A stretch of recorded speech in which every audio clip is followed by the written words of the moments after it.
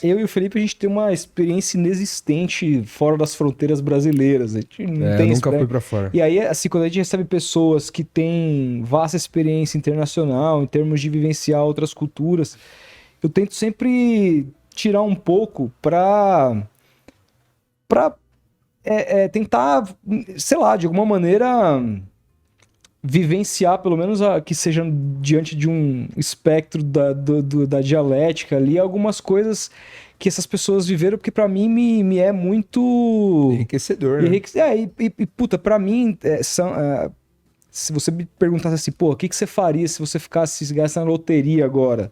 Primeira coisa que eu ia imaginar, eu tenho medo do pós, depois que eu conhecesse tudo, o que que eu vou fazer agora? Mas a primeira coisa que eu consigo imaginar é, tipo, vivenciar, viver o mundo, Ah, ver as sim. coisas todas que tem por É. aí. Por exemplo, você falou dos japoneses, assim, eu tenho um sonho de ir pro Japão, conhecer aquilo lá. Tem algum país especificamente que você tenha ficado muito impressionado positivamente com a cultura, que você fala assim, poxa, eu sou brasileiro, mas se eu pudesse escolher esse lugar para morar, para me aposentar, seria lá ou não tem isso? Isso é muito curioso, porque eu sempre brincava que eu fiquei. Ok, eu tô há 35 anos nos Estados Unidos, né? Com a pandemia eu tive que ficar restrito aqui, mas minha mantive. Universidade de Duke, né? No meio da pandemia eu resolvi que depois de. Jason Tatum jogava lá, cara, meu... Não, eu vi gente bem melhor que ele. Kyrie Irving é de lá O também. Christian Leitner. Aí, ó. Eu vi ele jogar na quadra, né? Porque eu Aham. fiquei 20 e poucos, 29 anos na Duke, né?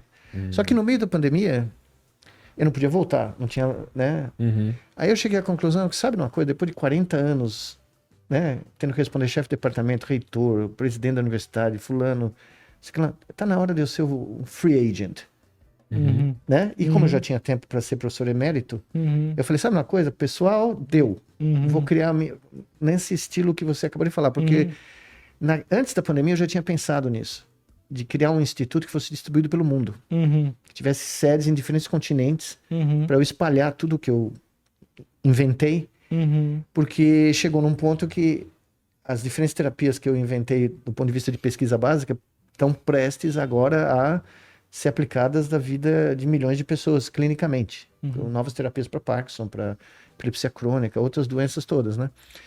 E nessa viagem aqui que eu tava voltando, eu fui curioso, na Inter eu encontrei uma aeromoça que me reconheceu, porque eu vinha tanto pro Brasil e viajava tanto nessa ponte aérea antes da pandemia, e ela tá se aposentando, né?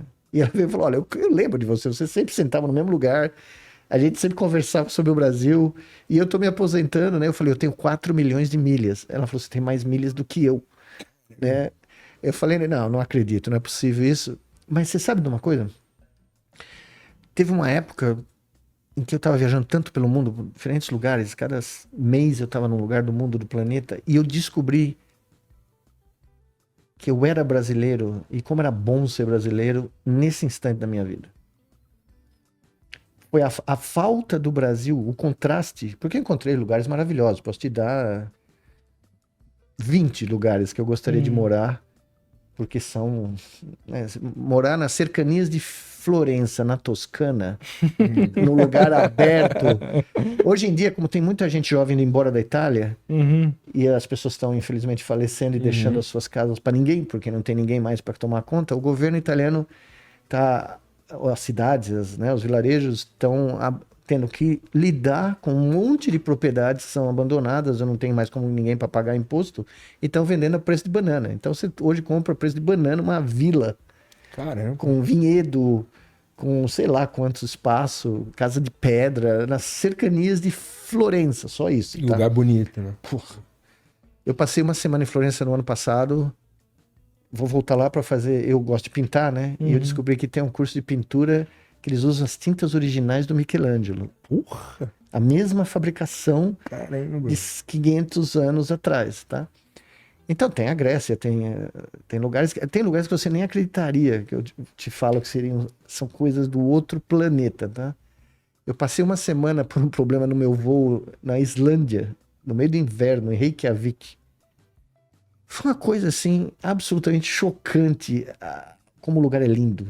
É um frio do capeta, né? Isso não daria pra... Lembro não de uma aguentaria. série que alguns anos atrás, que tinha um personagem que era da Islândia, se não me engano, era Sense8, que era tipo, Não, cada personagem era do lugar. E eu lembro que foi filmado, né? Eu fiquei estarrecido Não, com aquilo. inacreditável. E outra coisa, na época, não sei se hoje, mas foi nos anos 90, final dos anos 90, toda energia geotérmica da atividade vulcânica subterrânea, cheio de ácido sulfúrico, ou sulfatos de todas as sortes, e a água é aquecida pela atividade geotérmica, então o chuveiro cheira a ovo podre. Nossa. Então você toma banho, depois de uma semana, você cheira um omelete que passou do tempo, entendeu? E eu entrei no avião, porque deu um pane no nosso voo, nós tínhamos que pousar em Reykjavik, e naquela época não era como hoje, que tinha voo toda semana. E eu voltei uma outra vez convidado para dar uma palestra na universidade, que foi sensacional também. Então, por exemplo, ninguém fala da Islândia, mas eu passei 2 vezes por lá e foi um negócio espetacular. A paisagem, vulcão, aurora boreal. É um negócio assim de filme, né? Cinematográfico. Mas eu descobri o que é ser brasileiro. Eu sempre brincava com os meus filhos sendo exilado. Voluntariamente. Eu fui aos 26 anos, 27 anos, eu fui embora do Brasil para ser cientista, né? Que aqui não dava na época.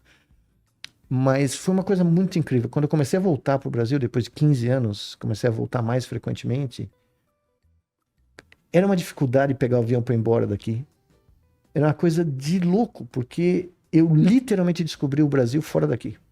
Tanto é que quando eu voltei, eu fui fazer um projeto no Rio Grande do Norte, na periferia de Natal.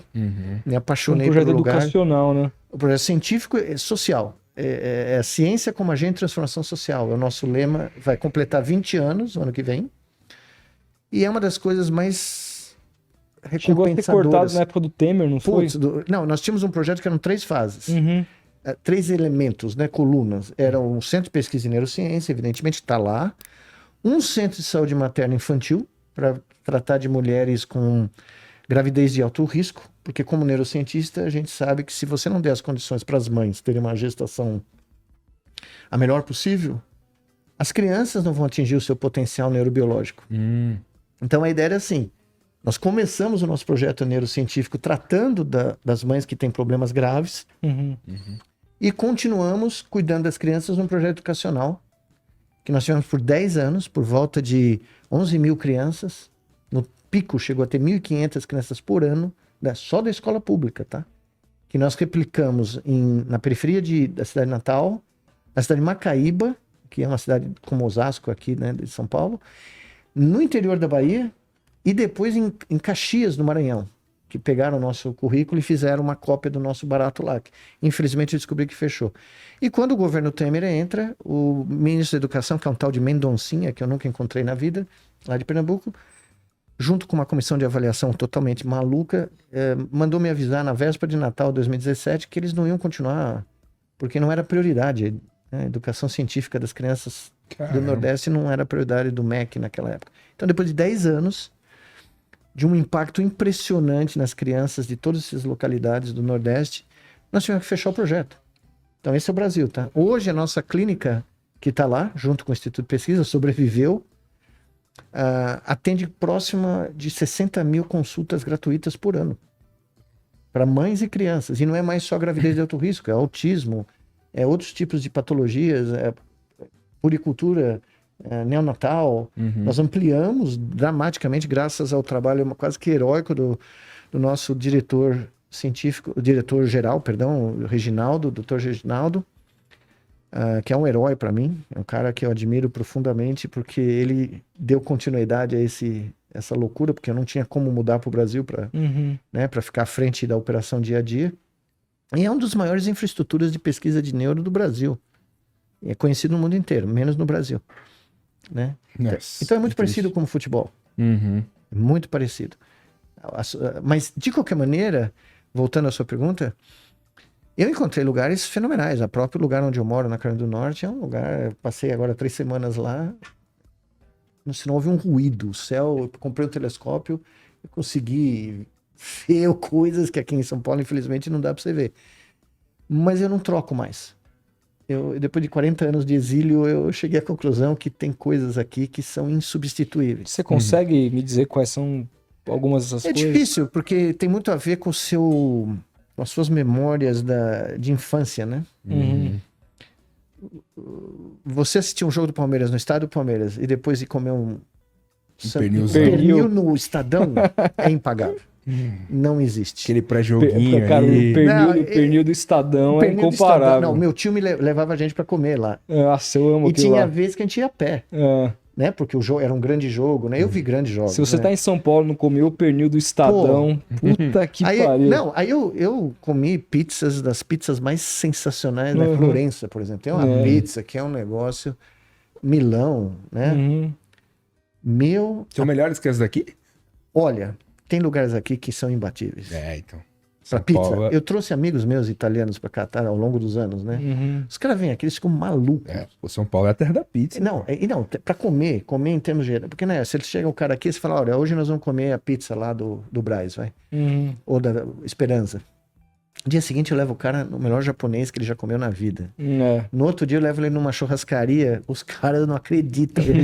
Nós treinamos uma equipe chinesa durante um mês aqui para o nosso protocolo da Copa do Mundo. Que as pessoas acham que não deu certo, tá espalhado pelo mundo, tá? Tá sendo aplicado no mundo inteiro. Eu acabei de voltar da China. Os resultados deles são estuporantes. Nós vamos publicar, vai ser um auê. Né? Eles ampliaram, porque eles podem ter muito mais pacientes que nós aqui na época da Copa, 10 anos atrás, né? Os resultados maravilhosos, gente andando, que não andava há 20 anos, saiu andando, né? Trouxe os caras aqui para fazer o treinamento técnico, para eles aprenderem como ministra o protocolo de reabilitação de medula espinal, né? Um mês ainda em churrascaria, os caras não queriam voltar. Os caras falaram, eu nunca vimos nada igual. Né? Eles pediam para eu mandar foto quando eu ia no restaurante aqui em São Paulo, para mandar para eles em Pequim, foto de picanha, só para eles lembrarem o que era. Pãozinho de alho. Não, os caras ficaram loucos, pão de queijo. Putz. Os caras ficaram malucos. Então, são essas pequenas coisas. Culinária brasileira é foda. Não é nada material, Uhum. não é nada tangível do ponto de vista do que vale hoje na sociedade, entendeu?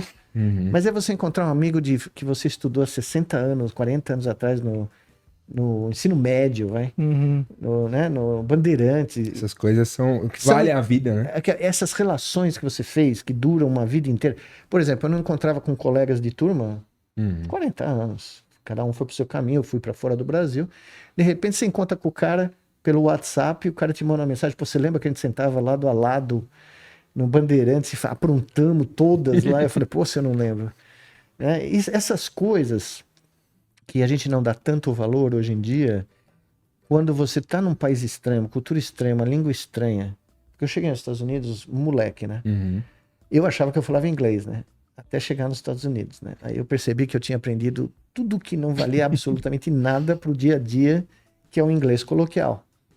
E eu, quando cheguei lá, não tinha como alugar nada grande, porque eu ainda estava me ajustando. Eu fui morar no campus da universidade, num quartinho sem banheiro, um quarto que parecia uma cela, literalmente. O meu vizinho era da Síria, então ele não me entendia, eu não entendia ele. Um cara super genial. Nos demos muito bem, só em linguagem, né, de sobreviventes.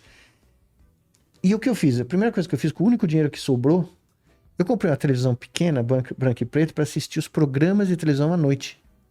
O talk show. David Letterman, todos os caras que eram famosos, para pegar o inglês. aprender a fluência coloquial. Porque é isso que eles não ensinam em nenhum curso de inglês aqui, tá? As contrações, a gíria. O inglês que é falado no dia a dia. Porque eu tinha medo de atender o telefone no laboratório. Tinha medo de pegar o telefone e não entender nada. Aí o meu chefe, que era um cara sensacional, falava, não, você vai ser agora o telefonista do laboratório. Ou seja, tudo que vinha, encomendar coisa, equipamento, coisa, era eu que tinha que fazer. Quando eu cheguei lá. Aí pegou. Isso foi isso. 6 meses eu estava falando fluentemente. E eu fui escrever o meu primeiro livro, Espírito de Porco, né? Em inglês. A minha meta era essa. Eu gosto de escrever, né? Por causa da minha mãe, claro. Eu falei, não, meu primeiro livro, só meu, vai ser escrito em inglês. E foi o que eu fiz. E aí, eu percebi que, né? Tinha aprendido, porque é uma mudança muito dramática. As pessoas falam, não, Estados Unidos é um paraíso, vou para lá, vou para Flórida. Vocês não têm a menor ideia do que é chegar, ainda mais nos anos 90, né? Eu cheguei em 89, 20 de fevereiro de 89, quando eu falava que eu era cientista do Brasil, minha primeira palestra profissional realmente profissional foi em 92, na Califórnia. Chego lá, dou uma palestra, os caras ficam impressionados com o que eu estava fazendo com o meu chefe. Os caras, de onde que você se formou? Eu falei, da Universidade de São Paulo. Eles falaram, em que lugar da Califórnia é isso? Eu falei, um pouco ao sul, entendeu? 4.000 milhas lá para baixo. Os caras não conheciam o Não Brasil. tinha a menor ideia. Cientista, não tô falando de gente da rua. Cara estudado, pô. Cara estudado, os caras não tinham a menor ideia. Você falava que você era cientista brasileiro, e olha, o Brasil tem neurocientistas brilhantes, cientistas brilhantes desde os anos 30, né? Carlos Chagas, aí, um monte de gente. Os caras não tinham a menor ideia. E para você penetrar no clube anglo-saxão de ciência, que é o que é um grande clube, vocês acham que o paulistano aqui em São Paulo é elitista? Vocês não viram o clube acadêmico americano, entendeu?